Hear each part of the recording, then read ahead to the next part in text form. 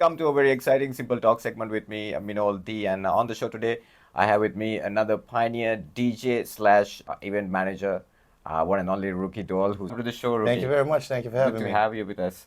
And you're here for a short stay. And how is your stay been so far? It's been absolutely amazing. Always coming home is an amazing thing. Yeah? Yeah. Okay. Take us back to your wonderful days of DJing here in Sri Lanka.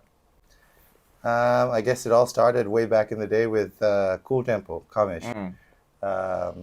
Kamish put me in touch with Sam. Sam gave me my first lesson.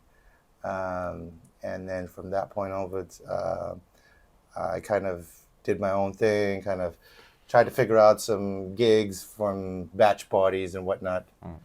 And yeah, This was back in the 90s? yeah, I'm aging myself right now, right? Okay. Way back in the 90s. Yeah, early 90s. That's when we started. So yeah. were you inspired by somebody to become a DJ, or how did that happen? So I think it started at my uncle had his 21st birthday, and I remember he had hired Entertainment Unlimited, which is I think Sati Watson's company. Yeah. And Viran was one of the DJs there. I don't remember exactly who the other DJs were. But just sitting in the sidelines, we were just kids, just watching this guy absolutely control the crowd and take their mood and uplift their mood and take them through a journey of song was an amazing thing to me. So me and my cousin were just in awe, and then I kind of started getting curious about this whole DJ thing. So that's how it was born. So how was it like back in the 90s when you started? It was a struggle. Definitely a struggle compared to these days. So these days, you kick a bush, there's 1,000 DJs in there. And no internet back then. Yes. And I think today's day and age, it's much easier to become a DJ. Some people can just embed themselves on the computer screen and read some bars and just mix and whatnot. We grew up on the days with vinyl, and you had to use your ears to actually mix, and there was a skill set involved. A lot of struggle. We didn't have the internet to learn different things, so it was a lot of watch and learn and following a lot of senior artists. So all these guys, Bonnie, Sam, but I was under the wings of Jerry Jayasinghe for a little bit. My cousin Tariq Musafir. Man, he was amazing to watch. So I learned a lot from him. All watch and learn. So it's very different today in comparison to back then, just because we didn't have all the opportunities that we have today. And then you transition yourself into radio as well. Tell us about that experience. Yeah, that was straight after school. I did a stint at TNL Radio as a sales executive, then moved on to Yes FM as a DJ there, just doing the night shift, the graveyard shift from 12 to 6 a.m. in the morning. Man and June Santana basically gave me my first opportunity there, gave me my training. And from there, I took my skill set to Sun FM. And I think that was when it kind of turned for me. We had one of the most popular shows on radio at that point. We had a show called Groove Train, where me The hip-hop show. Yeah. Where me and a friend of mine who was a U.S. Marine here, stationed here, started introducing hip-hop music and R&B. Real hip hop and R&B, not just like the bubblegum hip hop commercial stuff, but we went deep into it, and we had a great following. So that's my radio. I believe you were doing the show with RJ. RJ after I was done with Devon. That was so I helped RJ come take over that spot. That belt was 8 to 12, if I'm not mistaken. Yeah, 8 to 12. And RJ took over from there. Yeah. I remember because we grew up listening to that. Yeah. Right. So how was it like back in the day? Like when you were playing for a gig in Sri Lanka, and now you're here for a holiday, but you would have gone around and checked out the clubs and all that. So how is that difference now? Well, there's a couple of things, and I don't want to get anybody into trouble or anybody come at me sideways for this. This is just an observation. So I am staying at the Kingsbury, facing the swimming pool. So every night on the weekends, you hear the DJ out there, right? So I also came here specifically for the Royal Tournier. Yeah. So I have been bouncing from tent to tent where there's DJs there. So to answer your question, it almost feels like I came back in time to 1996. There is probably about 50 songs that are in Okay. circulation, and every DJ, every band, everyone keeps playing the same old thing over and over again. It just feels like nothing happened between 1996 and 2025. Now, having said that, there are a lot of other DJs that are really talented, like what Shyam and them are doing, Yeah. DJ Moss and Ramli and all those guys. And I feel it's a little more different with nightclubs, Yeah. but everything else just seems like they're still playing the same music. There's a lot out there, guys. There's a lot of music out there, every genre under the world, and I think we should explore that a little more. Yeah. You're bringing me into a very good argument now. Incidentally, today in the morning, I was having this argument with Chitral. Now there was this. I'm just bringing something extra, but we can Of definitely course. lead into that. Same sentiment. What you told. It's the same set of songs that you hear in the clubs. Even when it comes to a band, it's the same repertoire. We're just wondering why we cannot go out of it. Personally, I feel that the crowd, the maturity when it comes to music is far less compared to other countries in Sri Lanka. Your opinion? Kind of yes and no. I feel that in order to break away from that, you have to make bold moves. You have to ignore sometimes what people want to a certain extent, Yeah. and create. Because at the end of the day, you are the DJ, you are controlling the direction of the music. And if you sit back and give every single song, so it's a sing-along song that, everyone knows, you're never going to break into something new. Now you see everyone that's broken away, they don't do commercial parties, Yeah, that's the thing. DJ Ramley and whatnot. But guess what? He's worldwide. Yeah. He has DJed with Tiesto and Tom, Dick, and Harry, and he's making moves. So it's a choice you make. Are you going to be stagnant and do that for the rest of your life, just playing the same 15 songs over and over again, or are you going to do something different and venture out and be creative? So that's where I feel like that it's kind of a double-edged sword, but Yeah. you have to make that decision. Yeah. How is the club industry in Sri Lanka, in Colombo especially, when you compare the scene Chicago? So how is the difference? Do we really have clubs in Sri Lanka? I feel like they're more like lounges, kind of. Lounges. We don't have full-fledged nightclubs. Yeah. Like you talk about, nightclubs in, all over Europe and, nightclubs in the US where it is massive, proper sound system, proper lighting, the whole 9 yards. Here, I feel like a lot of places just focus on the business aspect of having a bar or owning a nightclub per se, selling bottles and whatnot. But if you look at the speakers that they use, like those speakers, I wouldn't even use at a cocktail at one of my gigs. Like those are just low end equipment that they use, and the lighting is very basic and whatnot. Now, having said that, some of the shows that you guys do has high end stuff, line array systems and whatnot. But these nightclubs have very basic stuff because the main focus of the entrepreneurs, I feel here, are just based on making money off the bar and whatnot. Yeah. They've kind of turned the other cheek on the main aspect here, which should be DJs and music and whatnot, and this should be just a byproduct. Making the money comes with it. Yeah. So I don't know, my 2 cents. Well, you hit the nail on the head. Yeah. Okay. Right. Let's get back into more important stuff. Dream House production. How did this happen? It happened a long time ago, and it was a definite journey. When I moved to the States initially to go to school, I kind of flaked off as far as school was concerned because I always had this music thing in me.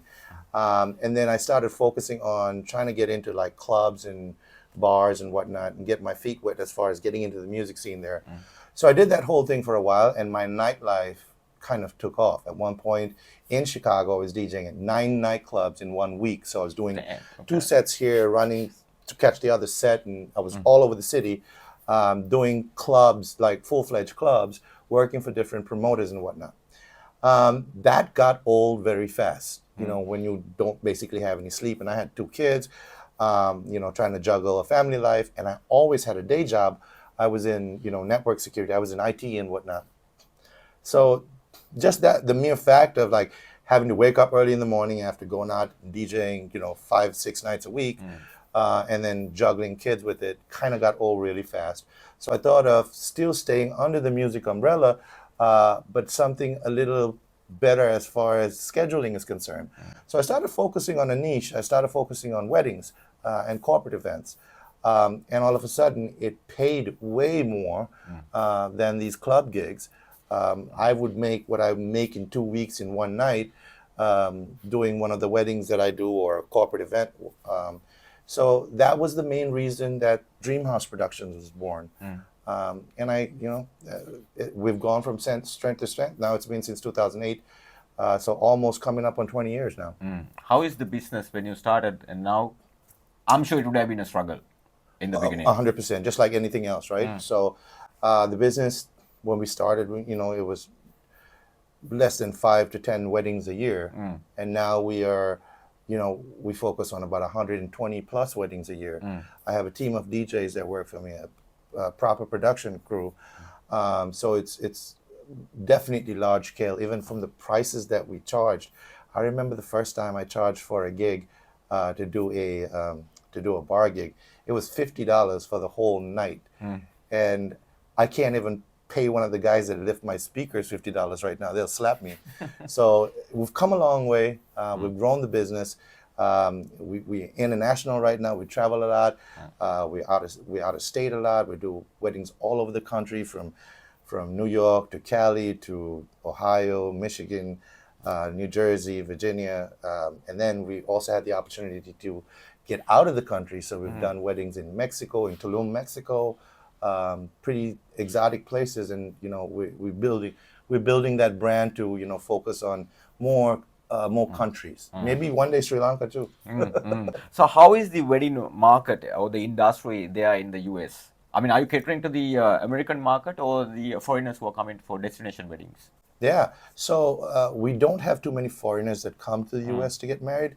The budgets are a little bit different from, neighboring countries coming to Sri Lanka to have a wedding here. My main focus is about 60 to 70% of my weddings are all South Asian weddings. So I do a lot of weddings for the Indian clientele.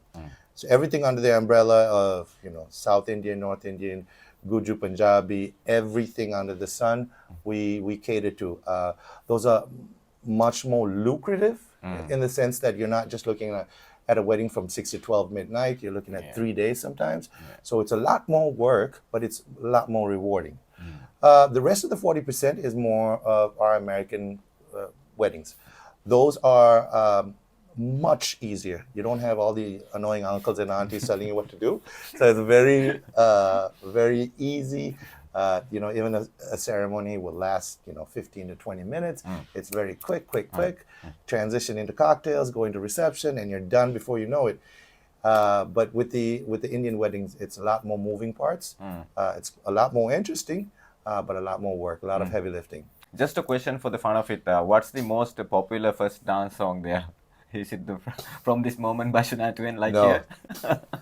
There are some annoying songs that, I kind of kill myself every time I hear it, but, we keep our mouth shut. The funny thing is some people come up to us, and I've had situations where people have tried to tip me $500 and more To get you play the song. to get to play some random like chicken dance or Macarena or whatever, just to see what the crowd reacts to. Because at weddings, everyone's after a couple of drinks, so everyone tries to get creative. But the answer is no. Not even $500 will get you Macarena. You still DJ at the weddings? I am still very much hands-on. I take the majority of the gigs. I am, kind of transitioning a little by little, where I'm training a lot of DJs. Obviously, I've been in this game for a long time, but the new guys coming in are very talented too. They're bringing new things to the table. So what I want to do is not just be, that uncle who's trying to hold on to this and do this forever. I like to run the company. I've seen that company grow from nothing. So what I want to do is overlook things. My son has taken a kind of interest into the whole music thing. He's more into productions, but he also, like, as of yesterday, called me and he said, "Dad, can I put up the decks up there and practice a little bit?" To which my wife was kind of concerned too. Is like another DJ in the house. We don't need two DJs in one house. Like father, like son. Yeah. Yeah, so we'll see. Yeah. I mean, you after you went to US, you have come down a couple of times to Sri Lanka, right? So have you checked out the festival industry in Sri Lanka, the outdoor events? What do you think about the production? Have we improved? From what I've seen, yes. I mean, one of my old friends that I haven't talked to in a long time is Hussein from Master of Master of Sound, Sounds. and then Cool Tempo. Like these productions are next level. These are international style productions that I've seen with all these LED walls and everything that they do. And kudos to them. Amazing. Yeah. I can't say anything more than that because I don't play in that space at that level. They're on the next level. I mainly focus on anything under 1,000 people. They are 1,000 and above. So yeah, How is the corporate events industry in US? very competitive. But if you can get in there, a lot of money to be made. We have tried to get into different aspects of the corporate market in the sense that we do their events, but if we can get into, like, let's say they do their presentations and their meetings where they need AV support, projector screens, and mics and whatnot, that stuff like that. It is ridiculous how much people pay. And there's a Sri Lankan guy that lives in Maryland that is one of the most sought after LED guys in Okay. America. He's done Donald Trump's Wow. like shows, like his election campaigns and whatnot. This guy tells me how much they charge for these LED screens because companies in the US, they just sign that check. It's hundreds and hundreds of $1,000s for LED screens that, cost like $30,000. But they just keep making money over and over again because of the skill set. But this guy is just a perfect example of a Sri Lankan going there and just absolutely, for lack of a better word, kicking ass. So Right. So getting back into your DJing career, what kind of music were you into? Like, were you having any specific genre that you were looking at, or open format? today, because of work, I would consider myself an open format DJ. But given a choice, I just listen to hip hop all day. Everything from boom bap, type hip hop, not too much of that new down south type, that hip hop that we hear today, trap music and whatnot. Not a big fan of that, but whatever. I can't say no to any style of music because my audience might like what I don't like. So I just try to keep a clear mind and just appreciate every type of music. We'll put all the contact details of the Dream House production in the description as well, so that anybody watching this who's having a wedding or a corporate event, you can definitely contact this man. Yeah, give me a free trip to Sri Lanka. Probably for the next big match. Yeah, around March, I'm your man. And you all want it, right? Of course we did. Come on, we're Tomians. Right. So, how do you see the DJ industry 2025? Started somebody who started back in the 90s. How is the talent you see in the young upcoming A DJs? lot of talent, a lot of talent. But you have to decide at some point if this is something that you guys are going to focus on to try to make a living out of, or if it's always just a side hobby. That is the difference, right? So we look at our peers, we look at our people that we hang out with, and he's driving a fancy car, and he's got a nice house, and he's got this and he's that. But how many DJs do you know that can actually live that lifestyle and get all those bells and whistles going? Not a lot, because it's looked down upon. DJing is an art form that is kind of like piseku na music piseku. True. So it's very looked down upon and demeaned or whatever. So I don't think I could have made as many strides as I've made with the business here locally. Very tough if you could. All the people that have kind of made it are like the Kameshas of the world as entrepreneurs. Now, he hasn't been behind the deck DJing. Now, Ramli and them are still making, big moves, and, Tariq and them are making big moves. But I felt like I had to step aside, rebrand myself, and focus on things if I actually want to make a living out of things. So that is kind of that is what I feel. So the DJs here, to get back to your question, I'm sorry I took you on a journey right there. I feel should take things seriously and try to break away from that mold in order to try to make a impact and impact on your wallet also. So True. at the end of the day, what we all do a job for one reason, right? So that we can, give our families a better lifestyle, and we can enjoy a vacation Yeah. and do stuff. A lot of these DJs, I don't feel can, and I don't mean to say that in a bad way. I'm hoping for you guys. I'm on your side. Yeah, it's words of wisdom in a way. Yeah. Are you a part of the CDJ here? Or were No, you I'm not. approached? No. No? I gave I think Tariq reached out to me to give a shout out, and I did that. But no, because I don't do too much of work here. Yeah. So therefore, no. So any gigs that you were supposed to play while you were here? I remember you played one gig last time you were here. Yeah, you know what? Actually, it was here. Yeah, it was Yeah, at Honey yeah. Beach. Yeah. I have in the past done a couple of gigs, a few gigs, and then Sharon and Natalie from Love Bar are good friends of mine too. So I've stopped by there and just done a session here and there. But yeah, I don't. How is the difference? I had to play those 50 songs I talked about. That was a problem. I was trying to introduce different music, and then people started walking out. So then I had to go Why, back to the 50 songs. Macarena and Coco Jumbo. Yeah. So I don't know. So it is because I had only one opportunity, right? So I had at that night they'd invited a whole bunch of people, and I had to get everybody dancing. It's not like I had 1 month to try to train their thought of what to appreciate in music. So I had no choice but to go back to that 50 rotation songs to get them on the dance floor so I can show the management that it was a success. Yeah. Just so anybody who's watching this, what is the most popular track in the mobile industry in US right now? Oh, it changes very fast. I don't know. I can't tell you. So when we go up to DJ, we don't even know what our first song is. So we know. We're literally reading the crowd. What's the most requested song right now, currently? For a long time, it was Bad Bunny. Really? Non-stop. Every time Bad Bunny drops an album, I mean, you'd have all these annoying girls come up to the DJ booth. It's like, Bad Bunny, Bad Bunny, Bad Bunny. So Bad Bunny was Hot favorite. a long time, yes. And now I think that other song that's really annoying, the Apatapate, APT or whatever that's called. God, that is so annoying. But yes, that's a big one. So personally, what kind of music you are into? So here's a thing that nobody knows about me. I've been in music so long that I don't listen to music anymore. So even when I drive, I listen to talk radio, I listen to the news. I don't own a stereo system in the house. My wife loves to clean the house listening to music. I bought her a set of headphones. No music is allowed in the house because it just becomes a job.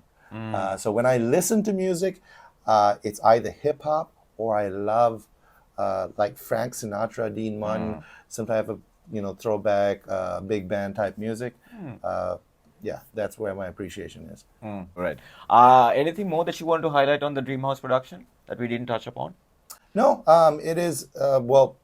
It's been a struggle, but I think we've come to a great place where we are now spreading our wings and traveling the world. It's a full-fledged business right now, yeah? Yeah, Okay. yeah, spreading the world as far as our gigs are concerned, and we would love to approach Sri Lanka also. Last summer we did a wedding. This is a pretty crazy wedding. It started in South Africa with live cheetahs walking down the aisle with the bride, and ended up at the Field Museum in Chicago. The budget for the wedding was $3 million. It was just off the top. Thank you, Ali Phillips. But there are some amazing productions that we do, and I would, at some point, like to bring that home. And if somebody has a budget to fly us over and coordinate with some local vendors too. To bring that skill set and bring our way of doing things over here, and maybe have some synergy, help some of the local businesses here. I'm always about helping local my friends here in Sri Lanka. So if any of you guys have any questions, please reach out to me. If anybody who's willing to invest and wants to start the Dreamhouse branch here in Sri Lanka, you can contact him as well. Always open to suggestions. Yes, 100%. And Sri Lanka is becoming one of the hot favorites for destination weddings in South Asia. So there's a lot of potential as well. Somebody was telling me this over the weekend when we were at the big match that there is some crazy productions that happen here too. A lot of Indians coming over Yeah. here and whatnot. Yeah. And the cool thing is like, with our business, how we work with different types of, Indians and, the whole region. Because if you look at Indian music as a whole, every region is represented by their music. Yeah. And so the cool thing is like we understand that. We understand from your Sangeet, your Garba, to your Punjabi. ceremonies, the details that go into play, the barats, everything that we've done hundreds of times over and over again. We can bring that knowledge here and help out too. And the thing that happens with a lot of the destination weddings, especially Indian ones, is that when it comes to entertainment, even the band and the DJ, they bring it down. They bring the whole sound setup down. Yeah. So sometimes we lose out on our business as well. Oh, they bring their system Yeah, down. yeah, because Oh, wow. Sri Lankan, in the market, we don't have Indian DJs, like DJs who cater to the Indian market. There are very few. So we are losing out on that aspect as well. So I didn't know something that. that we can, look at. I didn't know that. Yeah. When we travel, usually we have vendors. We have local vendors in whatever country or state that we go to that we work very closely with. We'll give them a rider. We'll tell them this is the sound system we require. These are the lights we require, and their job is to provide it on that end. So we just fly in there with literally a laptop, plug in, play, and get out. Yeah. So will you stop DJing anytime soon? No. Hopefully, like yesterday. Gonna get into more business side of things, or That's a game plan at some point. But the problem is, since I built this business, and even though strategically I called my company Dreamhouse Productions, never put DJ Ruki or whatever in that thing because I didn't want anybody calling and saying, "Hey, Ruki, I want that Ruki." Who's the owner of that place?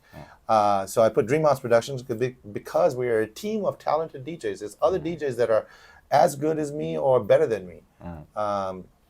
So what I'm trying to do is push them out more and more, and then focus on running the company and getting involved with the more planning aspect of things. So if I can add something, our approach to weddings is very different from a lot of other DJ companies, even locally in Chicago, where I come from, in the sense that we have a vested interest in the planning aspect of things. So you're not just hiring a company to show up there and play a couple of songs and leave. We are making sure that we run that timeline from top to bottom. We're working with all the vendors, with the photographer, videographer, banquet manager, just to make sure whatever that vision is that the bride and groom has, that we bring it to life together as a team. So we're very much involved, because we feel like without the DJ initiating something, nothing happens. You want to have that first dance, the DJ's got to announce it, the DJ's got to play the song for it to happen. So the videographer and the photographer have to follow the suit of the DJ. So the whole wedding planning is what you all do. Yeah, so I wouldn't say full-fledged wedding planning. The wedding planning is a very complex thing that starts a year or two ahead of the date.